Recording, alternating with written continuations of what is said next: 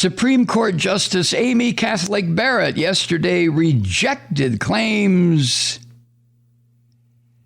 that decisions by the High Court on which she squats are driven by political views. She was at a speech, giving a speech, University of Louisville, at the McConnell Center. Who do you suppose that's named after? But anyway, this is what she said, quote, during her speech yesterday at the McConnell Center. She said, quote, "My goal today is to convince you that this court is not comprised of a bunch of partisan hacks," end quote. The quote is according to the Louisville Courier-Journal newspaper. And she went on to say that the U.S. Supreme Court is defined by her term, judicial philosophies, instead of personal political views, to which I say, bullshit.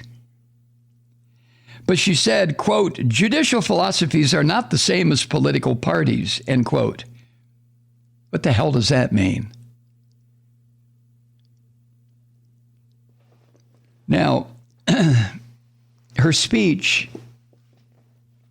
came after recent, really, in my opinion, wrong decisions by the Supreme Court, the five fascists on the Supreme Court. Three of whom, God help us, if there was a God, appointed by Donald Trump. Oh my God, please don't think that thought, Mike. But Amy Catholic Barrett, who claims that, the High Court is defined by judicial philosophy and not personal views, horseshit. She said that she voted with the rest of the fascists to let the Texas law that bars abortions at 6 weeks remain in effect, and also to block the Biden administration's coronavirus-related eviction moratorium. And she said this, that while she may not like results of her own decisions, quote, "It's not my job to decide cases based on the outcomes I want," end quote. Again, what the hell does that mean? She also said this, according to the Louisville Courier-Journal, quote, "The media, along with hot takes on Twitter, report the results and decisions. That makes the decision seem results-oriented. It leaves the reader to judge whether the court was right or wrong based on whether she liked the results of the decision," end quote. To which I will say once again, Amy Catholic Barrett, horseshit. That's just pure cow droppings, and you know it. She also said, according to the Courier-Journal, that she identifies as an originalist, so-called. And she cited Justice Stephen Breyer as an example of Supreme Court pragmatism.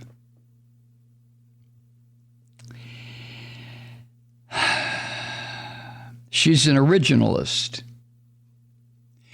Well, if she is an originalist, by my reckoning of what that term means, and I grant you I may have this wrong, then Amy Catholic Barrett is against everything that the Constitution has been amended to incorporate, because she's an originalist. Or do I have it wrong? Now, her reference to Justice Stephen Breyer goes back to a 2-hour lecture at Harvard Law School this past spring, where Justice Breyer talked critically about the common practice of referring to justices by the presidents who appointed them. You know, that's an Obama justice, that's a Bush justice, et cetera, et cetera. And Breyer also doesn't like the fact that they're described, the justices are described by their conservative or liberal approach to the law.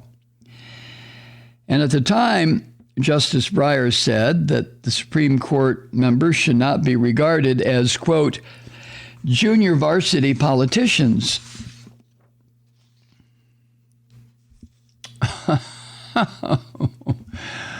Junior varsity politicians. Well, okay, Justice Breyer, but do you have a more appropriate term? Now, the turtle, Mitch McConnell, the bastard who facilitated 3 Trump appointees, a drunk, a Catholic, insane person, and the other guy is whatever. But McConnell, who helped steer Amy Catholic Barrett's nomination after the death of Ruth Bader Ginsburg, introduced Amy Catholic Barrett at his namesake center. And in his introduction, the turtle said that Justice Barrett does not try to, quote, legislate from the bench, end quote. And the turtle also noted that Justice Amy Catholic Barrett is from his term, Middle America, and the only current justice to not have attended Harvard or Yale. Oh, well then, okay. The Supreme Court did not immediately comment on Justice Amy Catholic Barrett's speech on Sunday. Oh, my goodness. Oh, my goodness, indeed. Hi, Truth Seekers. Mike Malloy here. As you know, we've switched formats and are now broadcast exclusively on the Progressive Voices Network. So that means you get fewer program interruptions, no corporate commercials, and lots of profanity. But our format change also means some of our radio listeners no longer hear the program. It's been a while since I mentioned our podcasts, so you may have forgotten that there is a way to listen to this program anytime you need a good dose of screaming. Visit MikeMalloy.com and subscribe to our podcast. As a podcast subscriber, you can download the program to your mobile device and take me with you wherever you go. And if you have a friend who needs a dose of truth-seeking, you can give a gift subscription as well. That's MikeMalloy.com, and never miss a minute of the uncensored fun and frivolity.